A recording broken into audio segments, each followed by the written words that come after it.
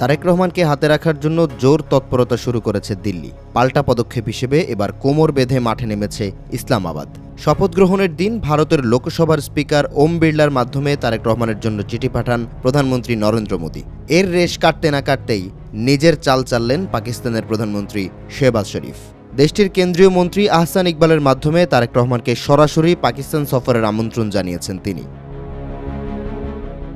ঢাকার নতুন নেতৃত্বের মন জয়ে দিল্লির চেয়ে পিছিয়ে থাকতে রাজি নয় ইসলামাবাদ।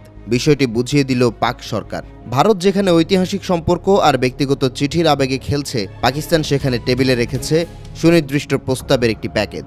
আহসান ইকবাল কেবল শুভেচ্ছাই জানাননি, সঙ্গে নিয়ে এসেছেন পাকিস্তান বাংলাদেশ নলেজ করিডোরের লোভনীয় প্রস্তাব। সরাসরি ফ্লাইট চালু, ৫,০০০ মেধাবীকে বৃত্তি, প্রযুক্তিতে সহযোগিতা এবং আল্লামা ইকবালের ১৫০তম জন্মবার্ষিকী উদযাপনে অতিথি হিসেবে অংশগ্রহণের আমন্ত্রণ জানানো হয়েছে। এর মাধ্যমে ঢাকাকে দিল্লির বলয় থেকে বের করার পরিষ্কার বার্তা দিল ইসলামাবাদ।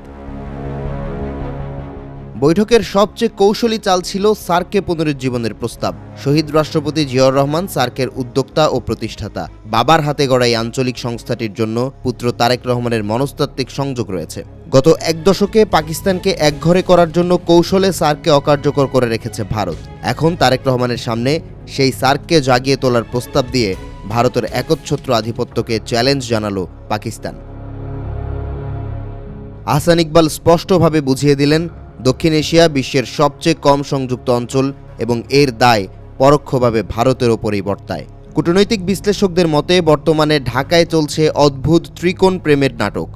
একদিকে মোদি চাইছেন তারেক রহমান যেন প্রথম সফরে দিল্লি গিয়ে পুরনো ক্ষত সারিয়ে তোলেন, অন্যদিকে ইসলামাবাদে প্রথম সফরের মাধ্যমে নতুন অধ্যায় শুরু করতে চাইছে পাকিস্তান।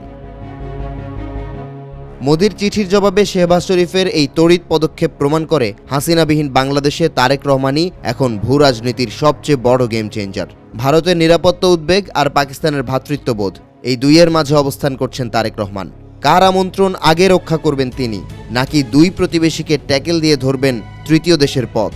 এ প্রশ্নের উত্তরের উপরে নির্ভর করছে আগামী দিনের দক্ষিণ এশিয়ার রাজনীতির সমীকরণ।